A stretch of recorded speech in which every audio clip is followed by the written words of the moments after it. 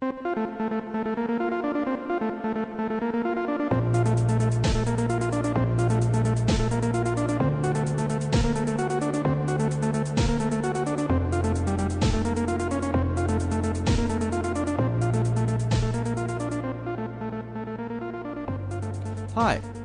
Hi.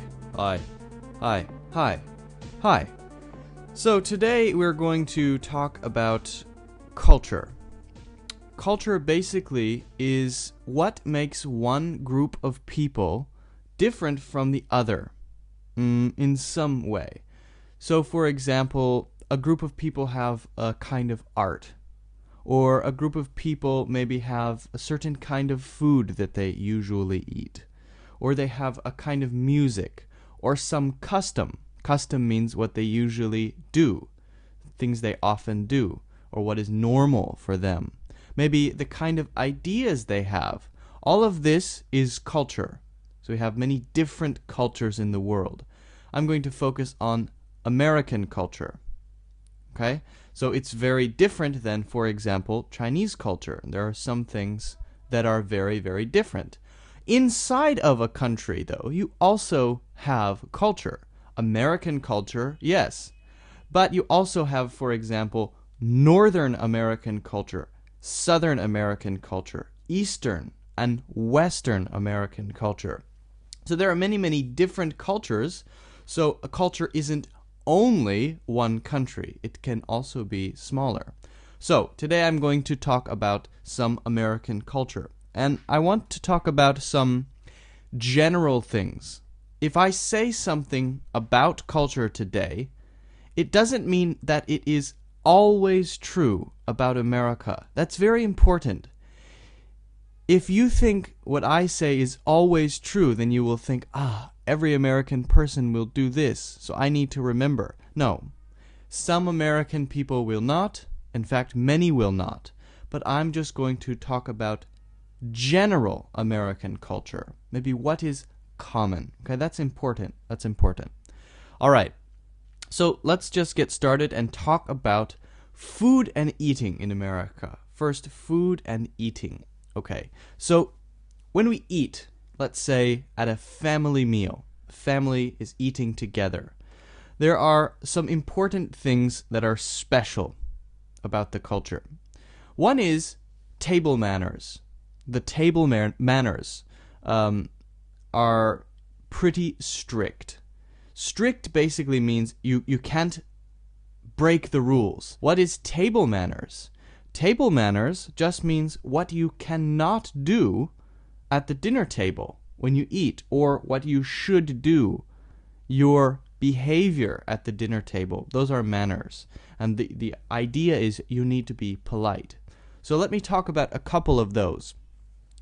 The first is something simple. For example, you cannot burp at the dinner table. Burp is when after you eat, you make that sound. That is a burp. You can't do that.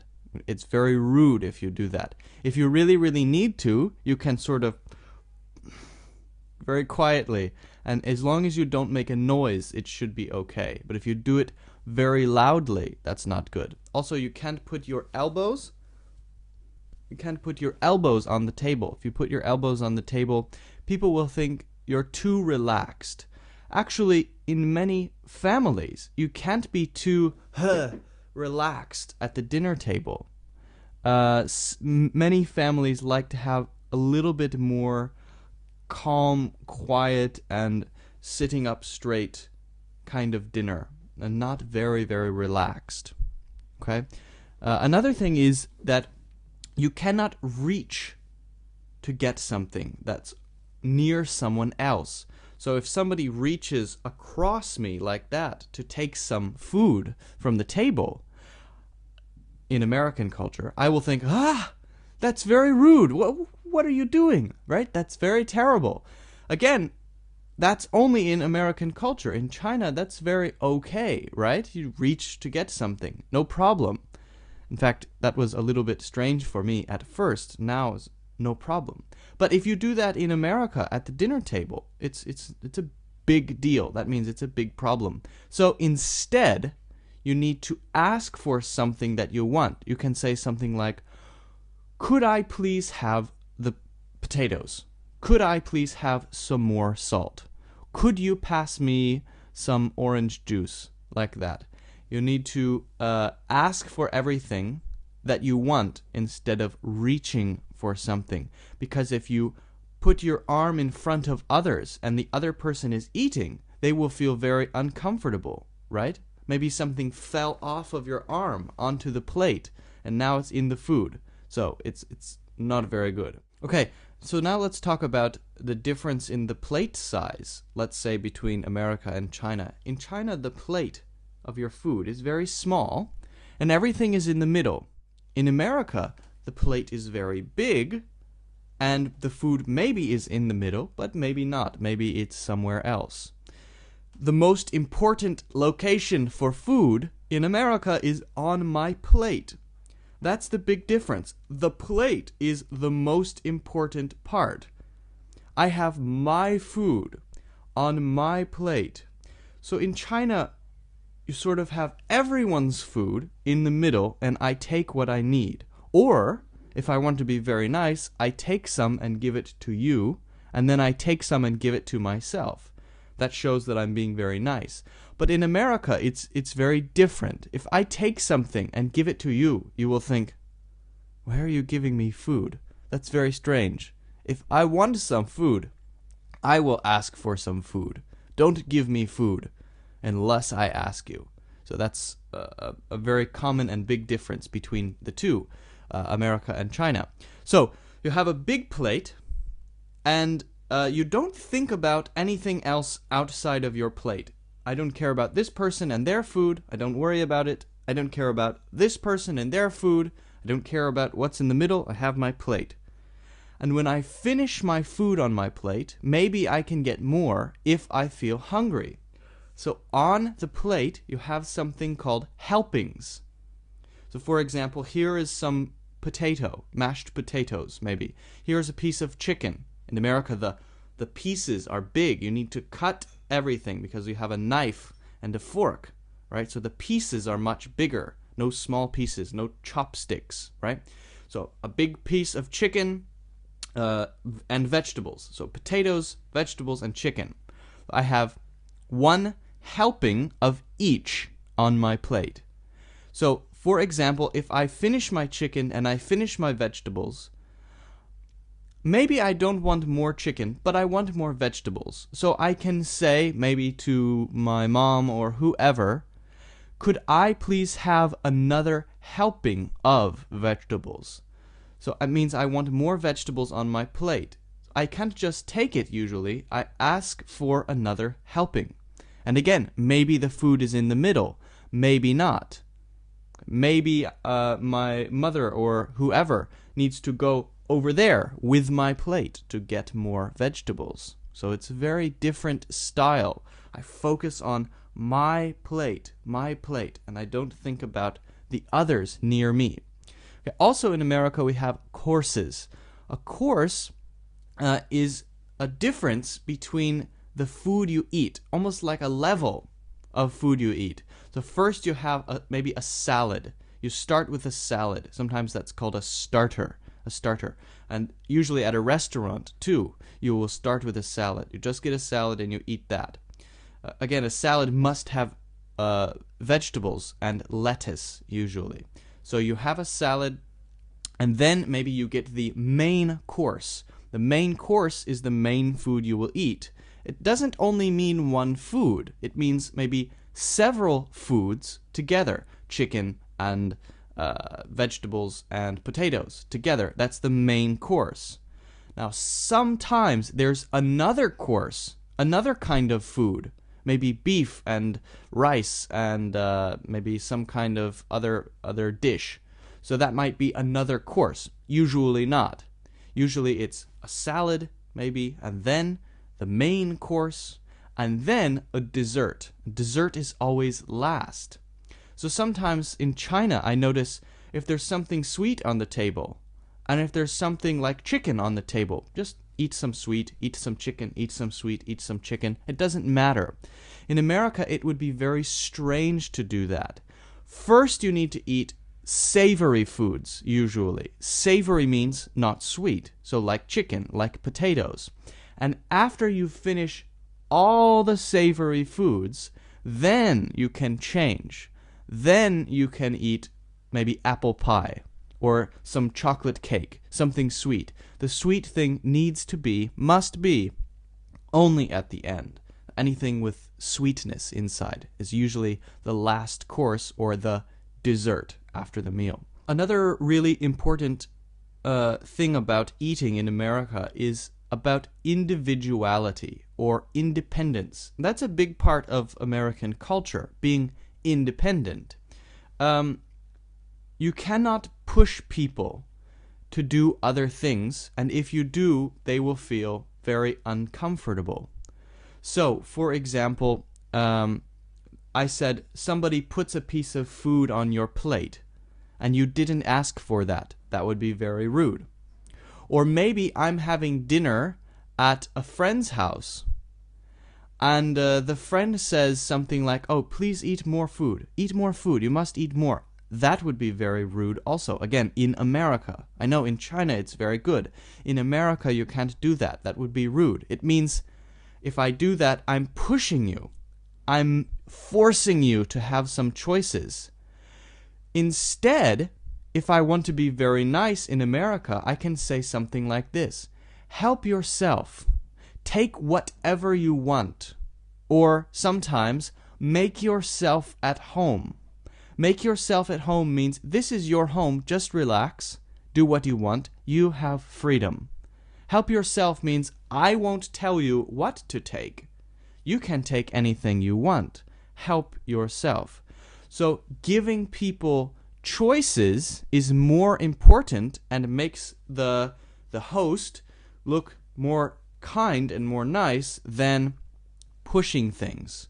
So in China, it was a little bit strange for me at first when I was eating dinner at other people's houses and they would say, eat more, eat more, eat more.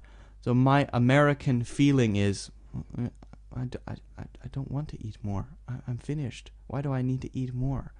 So in my mind, I eat more to be nice to them. So there's a big difference between the two. All right, let's talk about restaurants. The main idea of a restaurant in America and in China, for example, is the same. It's a place you go to eat food, and usually you go with friends, right?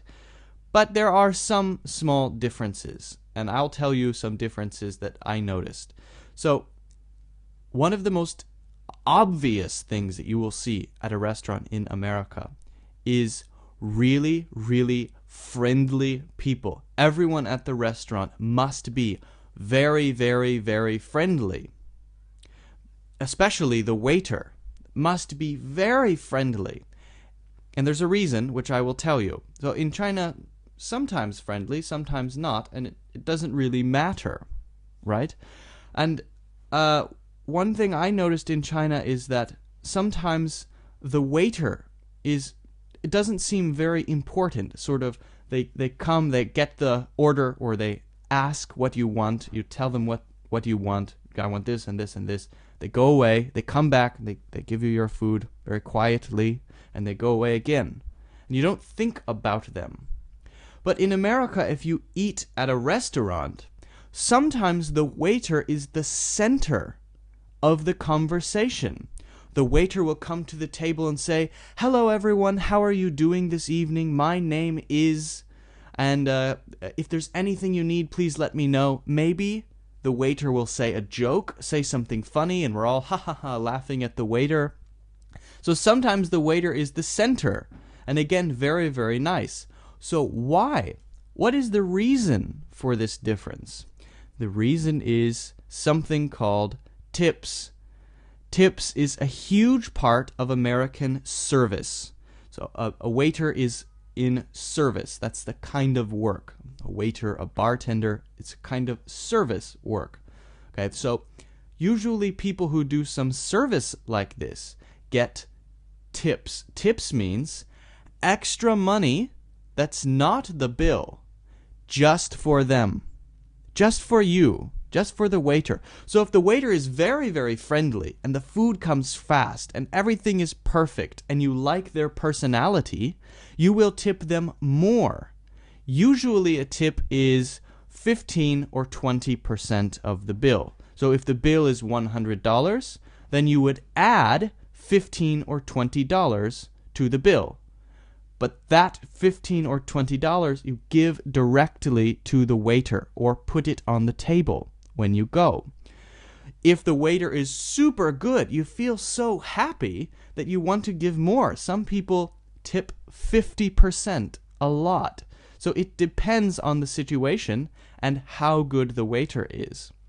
So tipping is a big part of American culture, and at restaurants it's the most common. And actually, some waiters make a lot of money. I had a friend who made around $200 and $300 every day just from tips. You know, that's not bad at all. Okay, so at a restaurant also, you cannot shout to catch a waiter's attention. Another thing I noticed when I first came to China is that at a restaurant, you see the waiter far away and you shout, "Waiter!" You can't do that in America, because in America it's very important to keep a restaurant quiet. The level of noise must be low. So if people are shouting for the waiter, everyone else will be very angry because they can't hear the other person at their table talking. So instead, you need to look for your waiter and catch their eye. When you catch their eye, it means you see them, they see you, and you do this, like that. You look at them the right way, and then you sort of raise your hand up. Or they will just come to find your table. They should check each table every 5 minutes. So you can wait, or you can try to catch their eye. Excuse me, could I get some more water, please? Like that. So, no shouting in restaurants. You can't shout, and actually it's rude to be noisy at all in a restaurant. And the reason is because people like to eat in a quiet atmosphere, a very quiet and relaxed atmosphere. Okay, so now let's talk about choosing food at a restaurant. What you choose from the menu is the book where you look at all of the different kinds of food at the restaurant. When you choose a food, that food, again, remember what I said about mine, that food is your food. So you can't choose something to share with others. You choose something that will be your food, and you usually choose one thing, one dish, for example, that has several things on the plate. For example, if I say, I would like to choose the chicken, it will be a piece of chicken and then another vegetable and then maybe some other thing. Or I would like to choose the salmon, and it will be a piece of salmon, maybe some rice and some potatoes together on the plate. And that's it. That is my food. You can't have my food, you can't have my food, and I can't have your food. So there's usually no sharing between people, and once you make a choice, that's it. So usually people think a long time about one thing, right? What do I want? What do I want? I need to think very carefully because I only get one chance. If I don't like it, it's too bad.